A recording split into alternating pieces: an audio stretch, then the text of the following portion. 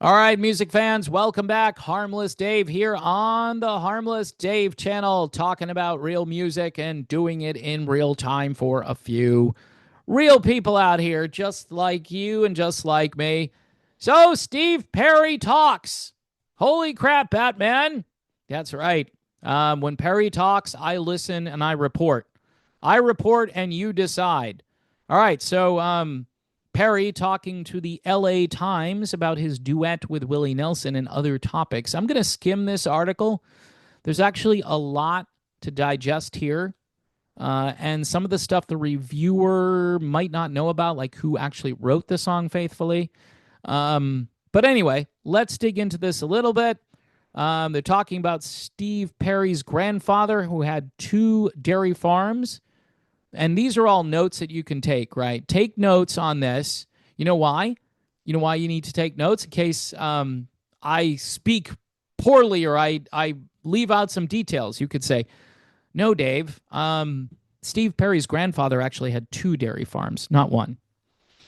So anyway, Perry says he was raised in the San Joaquin Valley. There are some interesting details in this.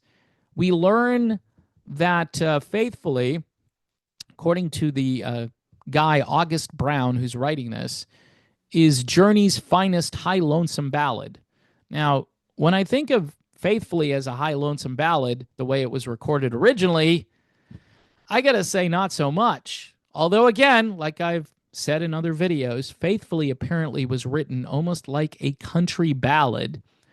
And Neil Sean apparently went into the studio and said, no, we need to change this up to match the other material on the Frontiers album. And I'm thinking that he and Steve Perry did surgery on that original version to get it to sound the way it does. It's a spectacular song. And again, if you're giving me just a tiny little bit of sodium pentothal, I'm going to tell you I like the original better than any version. Okay? Just, yeah. I have bias. I have Frontiers bias. So you're going to have to help me get over that. So they say it's one of Journey's finest high lonesome ballads with a weary tenderness that leans into their respective ages. A weary tenderness. Wow. Basically saying, you guys are really old. Willie Nelson is 92. I thought he was 91. He's 92. And Steve Perry is 76. The single out today benefits Farm Aid, like I said before, $80 million over 40 years, which is pretty good. Sounds good, but that's a 0.005 one-time payment to Ukraine. All right, so you could help the farmers if you could divert a little bit of that money. I'm sure if we had Doge go in there, they could find some money for the farmers. But that's controversial, to cut stuff and to not waste money. I've never seen so much controversy over not wasting money. Anyway, Farm Aid is Willie Nelson and Mellencamp and Neil Young. Those are happy guys.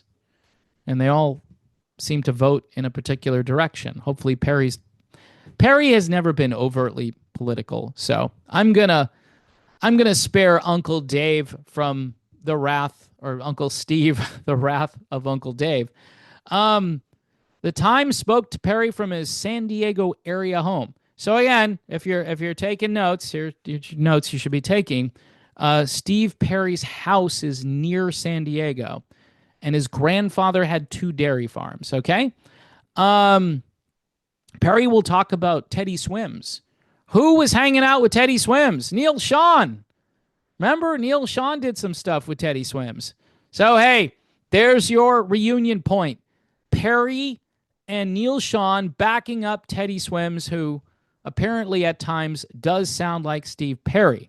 Perry says, I think the lyrics to Faithfully are very timeless. But I must tell you that Willie Nelson set a tone when he sang it. That launched me in his direction of how to interpret those lyrics and sing them. It sets the tone and the watermark. Now, I'm going to say this, and take it for what it's worth, but this song is polarizing. Why is it polarizing? because people either love it or they hate it, right? The original wasn't as polarizing unless you were a dude that didn't want to go on a date with a nice looking girl. You're like, yeah, I like Faithfully. Do you like Faithfully? Yeah, I like it. Cool. You want to go out Saturday night? Okay. I mean, the original, again, was not polarizing. The original brought people together. This one is like, yeah, I don't know if I like it. And I'm in that category. Yeah, I don't know. I didn't really understand the reinterpretation, but you get two big names on the marquee. You get Willie and Steve, and people go, yeah, Cowboy Steve Perry, I get it. See, I don't get it. Willie is the Sinatra of country music, according to Steve Perry. Like Tony Bennett, he just says it like he feels it and puts it where he feels it. And they're talking about singing style. And yeah, I would agree with that. Willie's phrasing is pretty cool for country music stuff or for the stuff that Willie records. I don't necessarily think it works here, but Steve Perry, this is where he wanted to go. And you know what? Steve Perry is smarter than I am. I'm going to admit it, at least musically speaking. It was a new experience for me to sing with such a legend like this guy. Now, the interviewer says this: you can hear the weight of everything that's happened in your life over the decades. There's a lot of personal loss behind lyrics like wondering where I am lost without you. Being apart ain't easy on this love affair. I'm forever yours faithfully. Now, before I go on here, this song was written by Jonathan Cain for his wife at that time. All right? And it's a song about being on the road. That's what it's about. I don't know if tying this into Steve Perry's life makes a lot of sense here, but again, you have to know originally what the song was about, who it was written for, what environment the song was written in. So I don't think I would have asked this question this way. He does ask this, though. Do you feel like the sound of your voice carries any different meaning now than it did 40 years ago? Now, it would have been more interesting if he had asked about Steve's voice from the point of view that vocally, Steve, you could even say vocally, Steve, you still sound great, but obviously your voice has changed over this period of time. Did you try to compensate or do something different as you sang this song? Your phrasing and approach, he says here, is trying to match Willie Nelson. I don't think the two voices go together in a way that is complementary. But maybe I'm in the minority on that. I'm sure some people have some strong opinions about it. So Perry kind of corrects this guy and says, I think that back then the interpretation of what it should be was a different approach. It was a band sound. It was sort of an R&B rock ballad thing. And I think that the template to drop it into and drive it vocally was just that. In other words, it was a rock R&B ballad thing, and that's the way you should be singing it.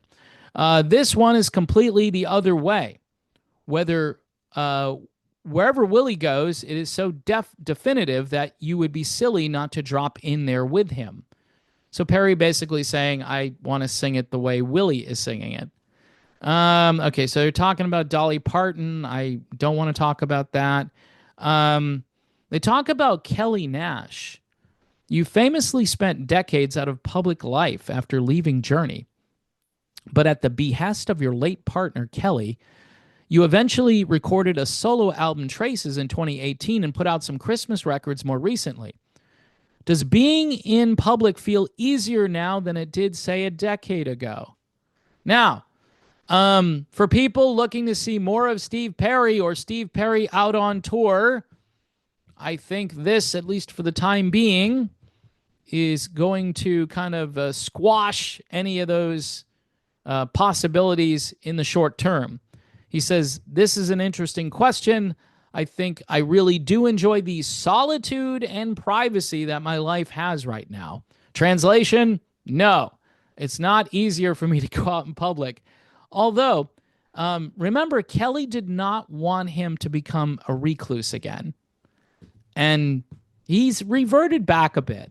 Wouldn't you say he's reverted back some? He says, I enjoy my studio. I'm staring at my speakers right now. All right, Steve, so am I. Yep, just stared at the speakers. And it's an environment that is so creative and so fruitful with all these other ideas that I have coming that need to be finished. So he's working on music. Let's hope he puts some music out there. But he says, I don't know. I think I really enjoy committing to this new creative buzz that I'm falling into with new music, new writing, and new recordings. All right. Well, so if you're a Perry fan, you can cheer on the new material that Steve Perry is still working on. They ask him this, whether it's 2 years or 2 decades. How do you know when it's time or the right time for you to reemerge?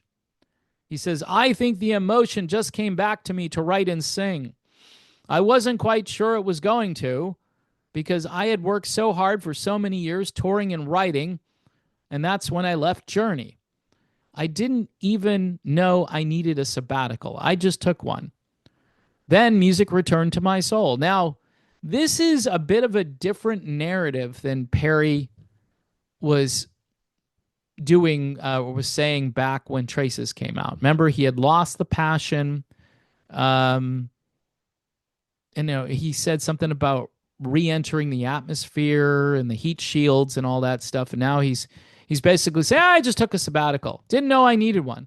So it's much softer. It's not as like blunt. He says, some of the early music of my youth started to become something that rescued me emotionally. Like when I was young, it came back to me and rescued me again. My dad was a singer, and he used to sing around the house, and I got to sing with him on the Christmas record. I found a cassette of him singing, so we put that together, and I think it's always been a part of my life. Does writing or listening to music affect you in different ways now than it did as a child or when you joined Journey?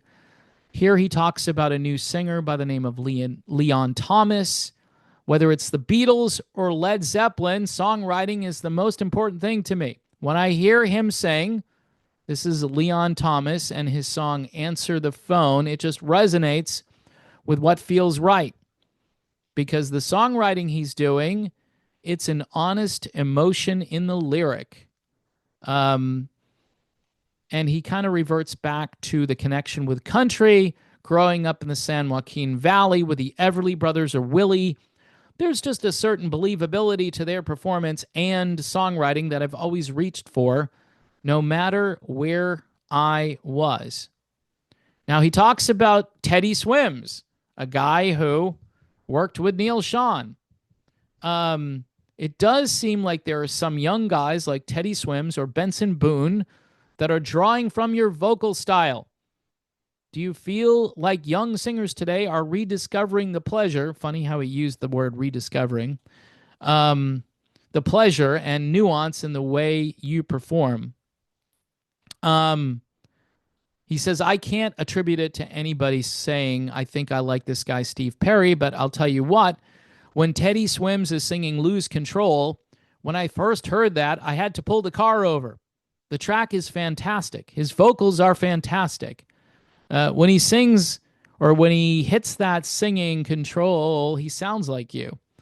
Hey, that was nice, August. But yes, it's it's songwriting. It's an imitation of Steve Perry. But yes, it's songwriting. There's certain newer artists like Leon Thomas and Leon Bridges that really are paying attention. Any desire to get on the road? This could be sort of the most important thing from this interview. He says, I really don't have any plans at this moment. I'm really having so much fun recording, mixing, writing, mastering, all that good stuff. So in 2 places, Perry says, yeah, I kind of like just being at home in the studio. And then he says, I don't have any plans on going out there. So, it doesn't look like Steve Perry is going to go out there. They talk about The Sopranos again and a Journey biopic. Ever given any thought? So the reviewer is kind of journey focused a little bit, which, I probably would be too. I'd ask more direct questions. And he's going to ask another question like this shortly, but no plans for a Journey biopic coming from Steve Perry. That would be something that Perry, Sean, and Kane would probably have to negotiate through. And they go on to say, you reconnected with your old bandmates at the Rock Hall induction. That's 8 years ago now, folks. He says, I know they've been through some recent personnel challenges, but what's your relationship with the band these days? He says, we're all good. We were great together. I think the material and our accomplishments stand the test of time. Now, that's interesting that he says, we're all good. That's very conciliatory. I don't know if I believe it, but okay, he says they're all good. And he goes and talks about the past. I'm really proud of what we accomplished together because we were kind of like soldiers in the trenches trying to do something together. We knew we could do what we believed in, but I really love new music. So he switches the subject. And when I'm writing here in the studio, I try to remove myself so I can continually chase after these new ideas and not be influenced by anything except these new ideas. That's the thing that has always been a goal, to come up with the definitive version of something you've never heard before, the true struggle to make it that believable. So again, the reviewer goes back to Journey. There's also this timeless yearning quality to your work at Journey. Steve, I want to talk about my new stuff. Interviewer, I want to talk about Journey. It's hard to imagine a world where these songs didn't already exist. I think that's why filmmakers are so attracted to them, or why Faithfully can sound compelling today. Now, Perry does say this. He says, you nailed it. So good for Perry. It's not an easy thing to do, but it's reaching and never giving up, reaching for that definitive version that makes you or everyone else feel like they've heard it before. But again, kind of alluding back to the new stuff. The definitive version of something you've never heard before. So Perry is still trying to create the next amazing song. And the interviewer very much trying to get Perry on topics like the band. Hey, are you still hanging out with these guys? Do you like these guys? It would have been a better question. Do you like Neil, Sean? Do you like John? There are a lot of lost or missed opportunities in these interviews, and Perry might say things like no comment. Who knows? He might say I have no ill will toward anyone, but he's probably not going to confront it directly. Anyway, I think the big takeaway is that Perry likes to be at home. Like I always say, I joke around a lot. He's more of a homebody than I am, which is pretty tough to be. And also, he is not interested in going out on tour. He's recording music. He's on this new record label, George Harrison's record label. So I'm thinking he'll put something out for the record label either this year or next year. That's what I'm thinking. Probably next year, but we shall see. An interesting interview article. I will put a link in the description of this video. Again, folks, thanks for watching. Don't forget Patreon, Buy Me a Coffee, YouTube memberships, and PJ Rock Super Chats. Until next time, it's Harmless Dave saying, holy crap, Batman, it's Steve Perry.